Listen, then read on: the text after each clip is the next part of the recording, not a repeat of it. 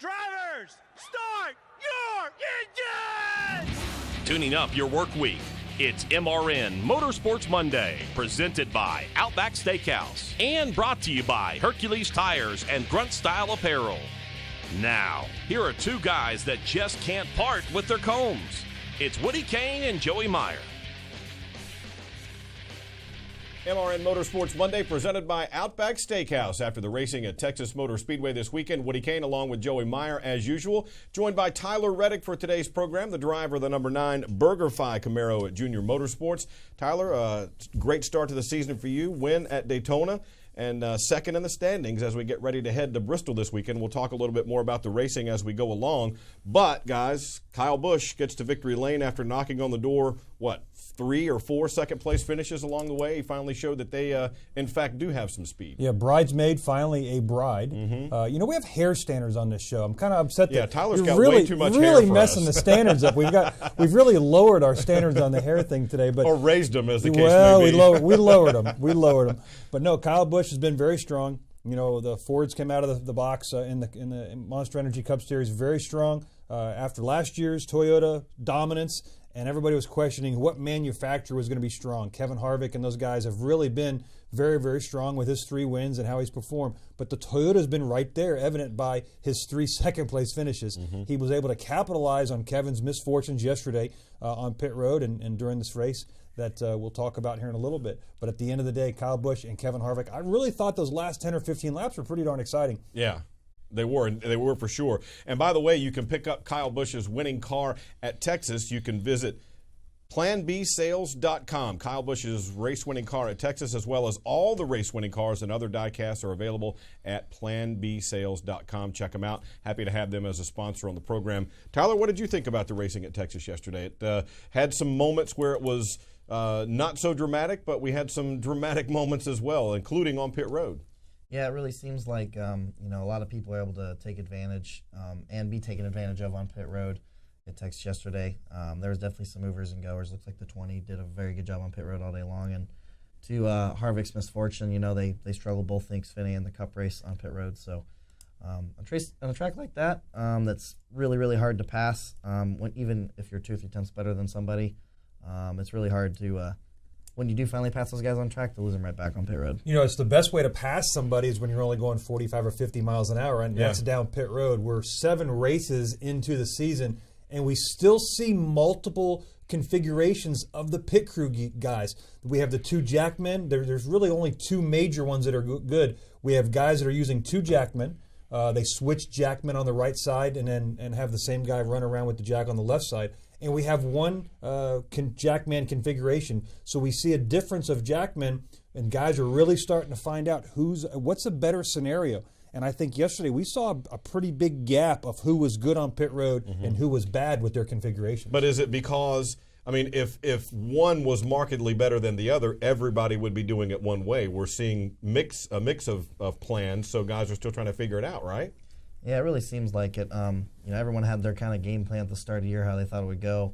And then, this one little thing came into play. It's like, well, what if the driver needs an adjustment? What if they need to move the track bar, move That's the wedge? exactly right. And that's what that's what we're noticing. The one jackman configuration is significantly slower if you make an adjustment. But it's significantly faster if you don't have to make the adjustment. And that's where the guys are really having to adjust whether they're making that adjustment or not. We suffered a slower pit stop. Not that it was slow by our standards, but it was slow relative to the field because we actually did a double adjustment. And that really took close to 2 seconds off our pit stop. You were much slower once the car got sideways in front of you. That'll slow you That'll right down. slow you down immensely, yes. Let's hear what the winner thought after going to victory lane at Texas. Here's Kyle Busch. Yeah, it was certainly a really good day for us. Our Interstate Batteries Camry was fast. We had good speed all day long. It was a little bit difficult to pass, especially when you kind of got up to somebody. You kind of play with that accordion effect from 4 to 6 lengths or so, and just trying to get that guy to make a mistake in order to get under him, in order to get by him. But that was kind of the tail of the tape for a long time there, and at the end, myself with Harvick. That last restart, I got a really good restart. Was able to kind of get away a little bit. Looked like I shut his air off a couple times. He got loose and kind of fell back a little, but then was able to kind of run it back down to get within that 6.54 lengths back. And he kind of stopped there, felt out.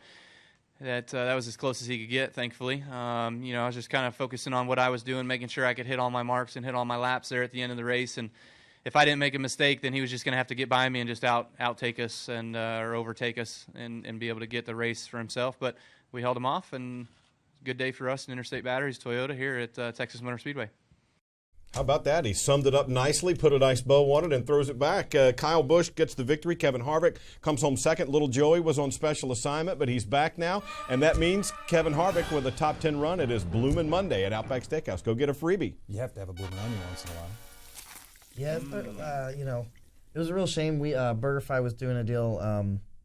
Is doing a deal if we run top 9, we get free fries the next Tuesday. But you had a top 9 going. We'll talk about that little excursion later on. You had a top 9 going for him, but that didn't work out. No, it didn't. What about, quickly before we go to break, what Kyle Busch said there about the accordion effect? When you get 4 to 6 links behind somebody, describe that to fans from the seat, what that feels like. Yeah, it's just on a track like that, You sound like somebody who's lived it. It's frustrating for sure. Yeah, you can run someone down and you get right there, and it's like, you could be 2 or 3 tenths better, and you just can't really find a way to get around them. It's really kind of hard. like hitting a We'll wall. follow sort that. of. We'll talk more about that. Okay, all right. We got to take a time out on Motorsports Monday. On track, off track is ahead. A preview of Bristol, and we'll talk more with Tyler Reddick as we get set to head to Bristol. I'm not blooming good, I'm blooming great. Put a shrimp on the barbie and sizzle my steak. Woo! I want that onion to bloom and it get in my senses like a sonic boom. No rules, just right. So bold, so nice. And I'm so ready for that Outback steak tonight. Outback Steakhouse. That's what it's all about. Outback Steakhouse. Blooming great! Grunt style. The American fighting spirit is in everything we make. We are 500 patriots and veterans strong, bringing clothing manufacturing back to the United States of America. Always moving forward, never retreating, never giving up. We are Grunt Style, and this we'll defend. Get yours at gruntstyle.com. The Country 500 Music Festival is back at Daytona International Speedway. How do you like me now? With Toby Keith, Chris Stapleton,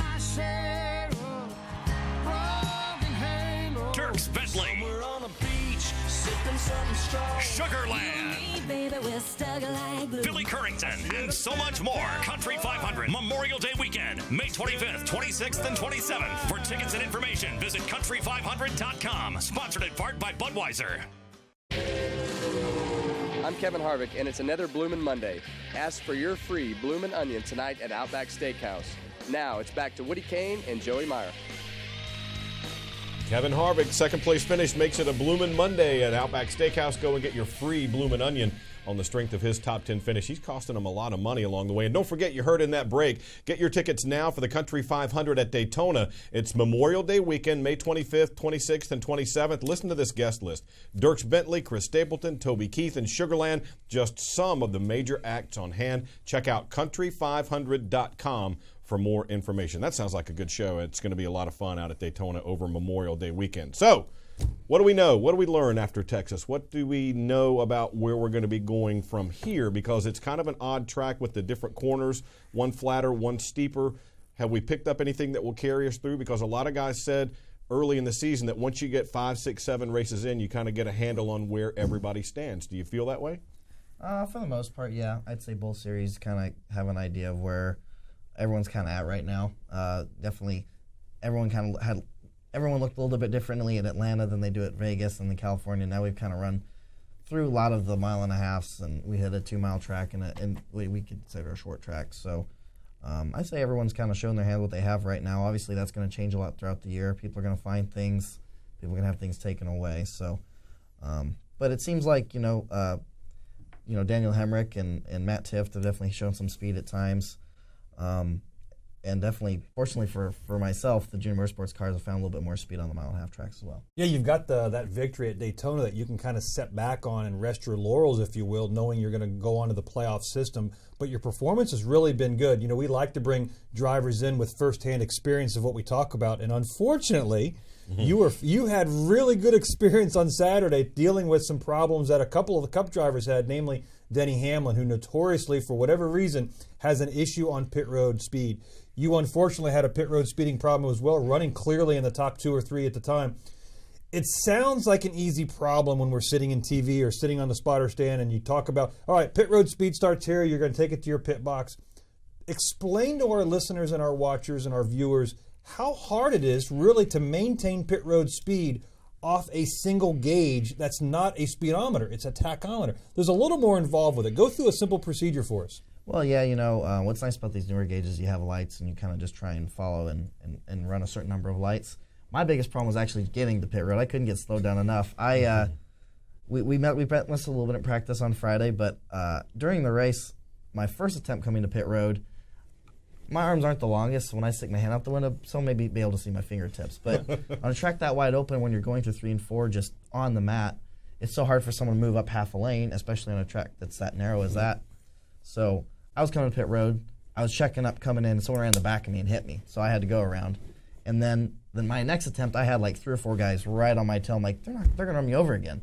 So then I had that thinking. I drove deep, slid through it, sped. Then had to do my pass through. And same thing. It kind of let it get to my head, and I just was not a good cycle of green flag pit stops for myself. I think I had more speeding penalties in that one race than I've had ever. So not a good day, but a good lesson learned, I guess. Yeah, but it goes to show you it's not just a matter of getting to pit road speed. You're worried about wrecking. Right, like you're not just saying, I'm going to slow down here. I'm going to go from 190 to 45 miles an hour, and everything's going to be great. Well, no, but I'm getting ready to get run over from behind. Best laid plans. There is more involved than just maintaining a certain pit road speed. Now, you guys practice that during the week at the shops. All the teams do. But how, I don't imagine there is a way you can simulate the speed that you have to run to do that and know, okay, well, I was too fast there or too slow there. That's more the mechanics of getting in and out of the box, right? Well, yeah, I mean, if you have a little bit of time on at the end of final practice or first practice, you can mess with coming to pit road. We didn't really spend a whole lot of time with it this week, which is kind of funny. Go figure, right? Yeah. But I think it just, more than anything, has to do with the amount of speed you're carrying. You're almost wide open through 3 and 4. So, the people around you, you just don't expect someone to check up out of nowhere when you're almost wide open. Yeah, and the other issue, we do practice it during happy hour. Both series, all 3 series will practice coming to pit road. But you don't practice it with somebody on your bumper. Yeah. And you get your lift point through 3 and 4. We all talk about one billboard or a certain cone. Well, that lift point's great if you can do it when you want to do it. If nobody's there. Exactly. Yeah. But in Tyler's case, he had somebody on his bumper, and if you just get out of the gas a split second later, well, then your timing coming to pit road, you're already on the brakes as hard as you can, remembering you don't want to give up that speed. You don't want to give up that distance. You're trying to get to pit road as aggressively as you can. And unfortunately, when you cross that limit, they tell you after you're done with the pit stop, too fast entering zone 1, Tyler Reddick in the 9 car. Yeah. Quite unfortunately, when we practiced it, Earl Barbin said, "Man, that was a really good end. That was about as much as you could get." And unfortunately, in the race, I kept stepping over it just a little bit. That's it. It was more of a frustration thing. Like I knew that I could, I was like, I know I can get it this time. I know I can get it this time. I just needed to back it up a little bit. It's like, all right, we've already done 3 of these. We need to stop. All right, let's go through our on-track, off-track segment where we talk about some things that are going well in the sport and some things that maybe aren't going quite so well. Tyler Reddick, the driver of the BurgerFi Camaro, is our guest. You can check him out this weekend at Bristol Motor Speedway. Joey, what's going well in your mind? We see a lot of national series on TV, whether it's football, baseball, basketball. Everybody has officiating that sometimes makes some mistakes. Yesterday, we had a clear mistake on the Kevin Harvick, and you say it's clear. It was a 4-foot error. The tire got away longer than an arm length, which is in the rule. What happens? Most of the time, those errors get shuffled under the carpet. We never even get to talk about it. But kudos to NASCAR. Brent Dewar, the president of NASCAR, gets on social media, raises his hand and says, hey, we made a mistake. We reviewed, we talk about it, and he was talking about it on Twitter with fans. Not all the fans gave him the respect that he deserved, but he was there as the president of NASCAR coming out and going, hey, our bad. We missed a visual call because that's all it is. There's a set of officials in the booth viewing the entire pit road while it's going on. They missed a tire, which is exactly what happened. The crew guy went outside an arm length by 4 or 5 feet, almost got hit by another car, which is the reason why we have these rules, and they missed the call. It was a very simple call, but very complex decision. Kudos to those guys for coming out and going, our bad, we did our best. Yeah, this doesn't happen much. I agree that they at least admitted the mistake. But Tyler, from your standpoint as a competitor, is it comforting somewhat when they do admit a mistake? I mean, it doesn't help you if you're the guy that got beat by a mistake that wasn't caught, but does it make you feel a little bit better that they're at least willing to say, hey, our bad? No doubt. It's really, it never hurts to have people that, people like Brent or Steve O'Donnell reach out on Twitter or social media, interact with other drivers or fans. Kind of let, Twitter's like, a public forum that everybody can kind of see and communicate together, and the fans can kind of see what's going on. So I don't think it ever hurts. It's always a good thing for the most part. All right, what's not going quite so well in your world? Years ago, Homestead Motor Speedway went through 3 reconfigurations. They understood that the configuration of the racetrack wasn't adequate to have 33 and 3,400-pound race cars get around it. So they reconfigured the track 3 different occasions. The minute we got to our current configuration, we were able to race from the bottom to the top immediately. There was no tire dragging. There you go. We were able to go top to bottom right away. Why can't other tracks figure this out? We have repaves, and every time we have a repave, we ruin. There's our tire dragon. Yeah. This was from Texas, and I think they call theirs the tire monster. That's it. So you see him dragging the tires, and they're putting a layer of rubber down around the track, and they're trying to add gription. Gription, there. See, that's a great word. You can look that one up. You won't find it, but you can try and look it up. They're trying to add gription to a portion of the racetrack that wasn't used by the bottom of the racetrack where most of the competitors are. Unfortunately, 2 things went wrong. They tire drug the bottom track, which is exactly where we're going to run to begin with, and then they drug all the way against the wall. We didn't make the track wider at all. They put an immense amount of effort into the racetrack with this tire monster, tire dragging machine. It simply didn't work because they drug A, the bottom, and B, the racetrack simply isn't variable banked enough like Homestead for you to be able to run top to bottom. Let's get it right. Let's talk. Let's have a community or a conversation with these other racetracks that have gotten it right to be able to move forward. When we repave, let's do it like Homestead. Let's not do it like the other tracks have done, and we've ruined. Michigan used to be 5 lanes wide. It's 1. Well, I think that's the asphalt, the particular asphalt they use. But Tyler, to his point, when they drag the tires, do you notice that? Does it make a difference from the seat?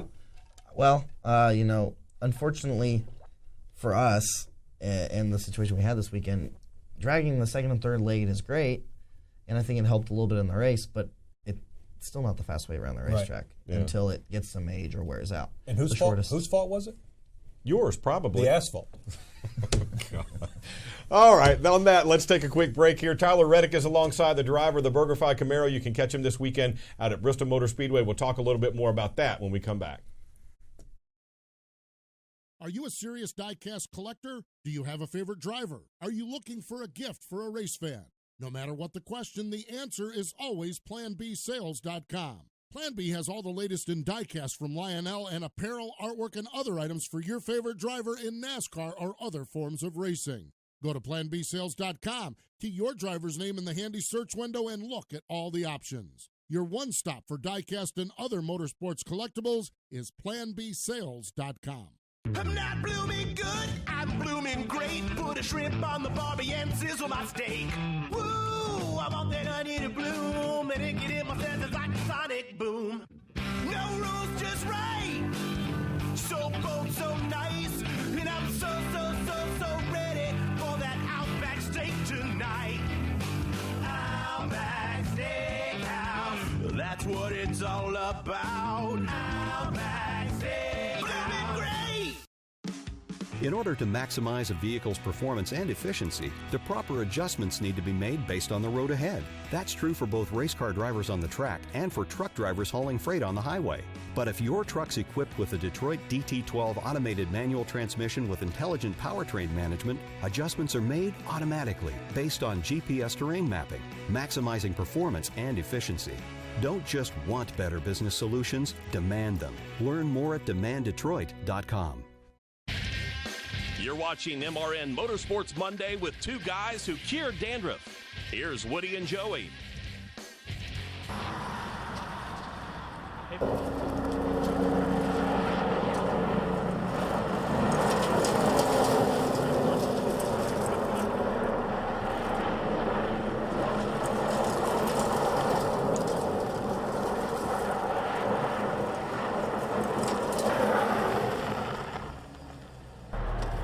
headed west? We're going west.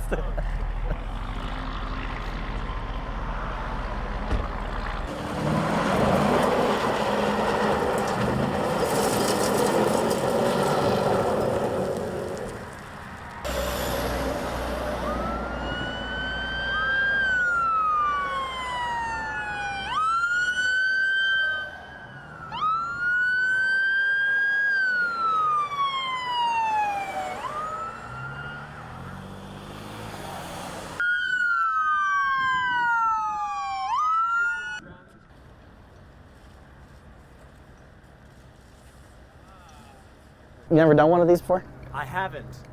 Well, the fastest I've ever gone in a car before, I mean, I've hit 65 or 70. You know? I've hit 65 or 70.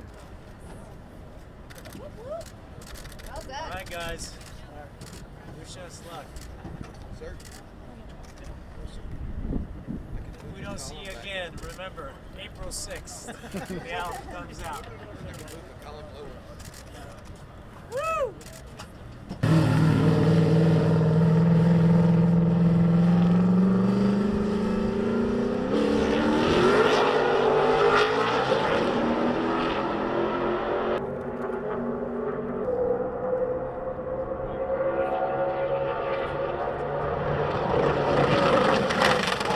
That's Tyler Reddick taking Jared Leto around for some laps at Texas Motor Speedway. That looked like some fun, especially when you were off in the dirt playing around and circling him. Yeah, you know, when we were standing there, one of the camera guys was joking around about how cool it would be if, like, I did some donuts in the dirt parking lot. Then Jared's like, why don't I just stand in the middle of it? Like, okay. And he asked me if I'd be all right with it. I'm like, all right, man, you're the one standing in the circle, not me. So, yeah, it was pretty fun. I'm not gonna lie. It's always fun when you get to say, here's a Camaro. You know, one of the things about bringing an actor or somebody outside of racing into a racing environment is, and I find it intriguing, is I use hockey as a metaphor because you can watch hockey on TV, you can watch racing on TV, and you don't get the sounds and the sense of what's going on. But when you're able to bring these people to the racetrack, it really opens their eyes. It's more than a bunch of cars going around in circles turning left. It's an event. Mm-hmm. Much like the Kentucky Derby is more than just a horse race. Yeah. It's an event. And being able to get a person like Jared Leto and his established career in acting to the racetrack is a really good environment. And it looked like he had a really good time. Did you try and scare him? I didn't try and scare him. I was just running my laps. I didn't know what the car was going to have. I didn't know what the track was going to feel like either. I know how treacherous it was. So I didn't want to get too adventurous. Yeah. But no, it was really fun. And then I had to break the news to him, like, hey, our cars are about 2, 3, maybe 4 seconds faster than this. And he was like, what? Yeah. He already thought what we were in was pretty fast. Had you met him before? No, but I knew who he was very well. You know, that was 30 Seconds to Mars was a band I grew up listening to, and then with his recent success on the big screen with like the Blade Runner movie and Suicide Squad, I definitely Joker. Yeah, playing the Joker, Suicide Squad. I definitely knew who he was, so it was really cool for me to get to do that with him. I have a lot of friends that are my age that were just so upset that. Oh yeah, that you got to do it. Yeah, you made some people jealous. That's cool. Follow up on an earlier discussion, and I hate to change direction so quickly. We only have so much time. But one of the reasons Homestead is such a good racetrack versus the difficulties we have at Texas, Tyler, you had a great explanation of really what the drivers are dealing with, and talk to us about what we talked about earlier. Well, I've always believed in, whether it was dirt racing. I've always found on dirt racing and late models or sprint cars to asphalt. Whenever a driver has to lift or use the brake, lift all the way out, I find that allows people to move around, search for more speed in different areas, and that allows you to, like when we go to Homestead or some of these other racetracks, when you move up, you can have more on throttle time, and that transfers to straightaway speed. Yep. So anytime I feel like you have to lift off the throttle out of the gas completely, both ends of the corner, I always find that the racing can be better. Yep, and what we found at Texas Motor Speedway is the bottom lane specifically in turns 3 and 4, the Xfinity and the Cup cars were not having to really lift in turns 3 and 4 on the bottom lane.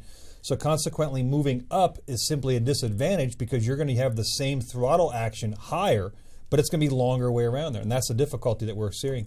Great explanation. Thank you. All right, now we head to Bristol this weekend, big concrete track. What will it be like driving there? Because that's just a big bowl, and the banking is steep. They've tried some things over the years in terms of where they want the lane to be. How is Bristol now? Yeah, I've heard that it's I don't know if they call it PJ1 or I think there's different ones for different tracks. We call it the goop, the spray. The sticky stuff. Yeah. Well, I guess it was 8 feet wide last year, and for the fall race, I believe, which I ran the Xfinity Series, I think they're only going to do 4 feet again this year, which I think is more like what was on the track when I first when I ran it in the Truck Series when we got the pole.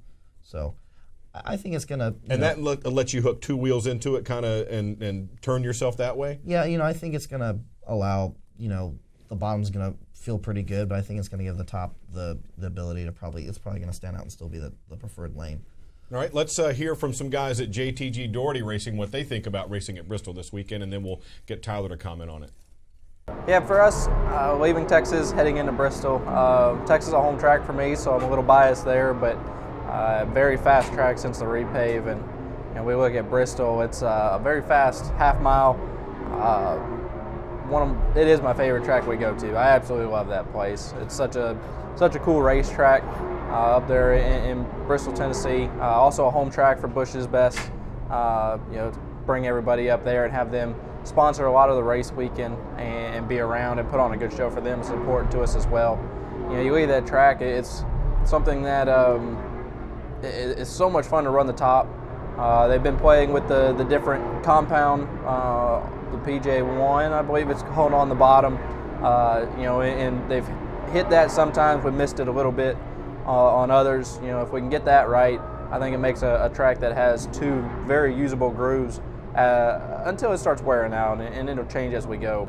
I mean, this is what NASCAR is all about. We go to a lot of unique racetracks, so it's just part of it. But yeah, you go to Texas where it's wide open, over 200 miles per hour, and you get into Bristol where it feels like it's just a concrete canyon, and you're in for a fight. A lot of tempers flaring there. You got to be patient, but you got to be aggressive. So there's always that fine line. But it's a unique challenge that it's a place that I wouldn't say it's my favorite racetrack, but we've had good runs there. But every time you show up, it's a new challenge for sure.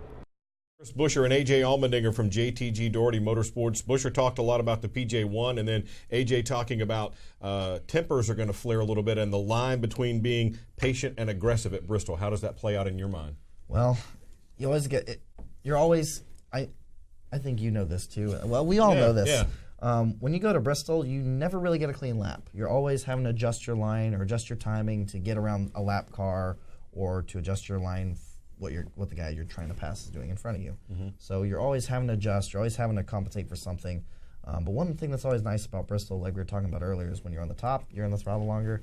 When you're on the bottom, you're almost not in the gas enough. But this stuff that they're putting on the bottom of the racetrack is allowing you to hold more throttle through the corner and make it go faster. It's the only track we go to where the top is the preferred, and they're trying to get the bottom in. Everywhere else, we try to get the top in because the bottom's the preferred. They way flip-flop around. in terms of what they're trying to do. Yeah. Before we duck out of here, Tyler, tell the folks about BurgerFi because a lot of people aren't familiar with it. Tell us about them. Yeah, they're kind of a rapidly growing, restaurant establishment that sells, well, you guessed it, burgers. So they were on the car at Daytona. They were on the car actually last year for the first time, Fall Bristol.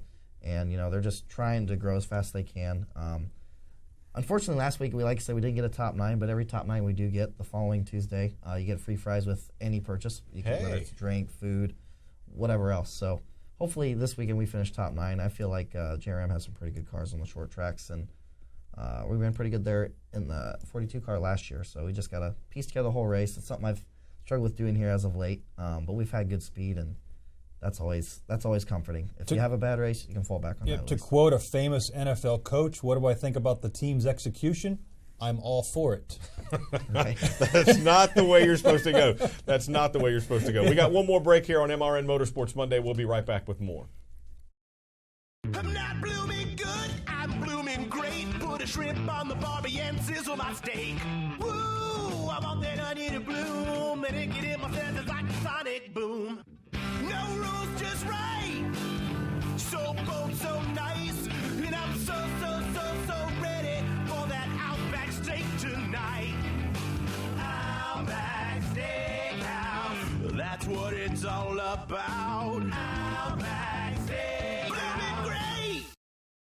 Whatever you drive, wherever you go, Hercules Tires will get you there. Whether you're running on dirt or running a job, Our dependable, high-quality tires are the perfect fit for your needs. For unmatched value, selection, and warranty with industry-leading road hazard protection, there's only one choice: Hercules Tires. To learn more, visit HerculesTire.com or call 800-677-9535.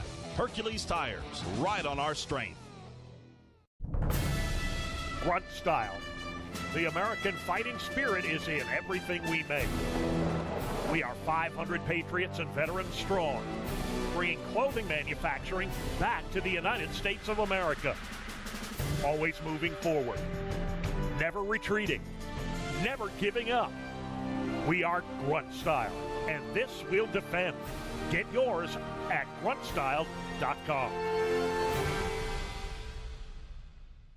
Hi, this is Martin Truex Jr. You're listening to MRN Motorsports Monday with Joey Meier, number 2, and Woody Cain. He would always call me number 1, so I call him number 2. You want to do a real one now? I love that he enjoys giving you crap. Martin Truex Jr. Hammering you to with this that. day. Yeah. Oh, I love it. It's fantastic. It's fantastic. Let's talk big picture a little bit with Tyler Reddick, the driver of the BurgerFi Camaro at Junior Motorsports Racing at Bristol this weekend. Second in the standings, 11 points behind your teammate. You and Christopher Bell locked in a pretty good rookie battle there.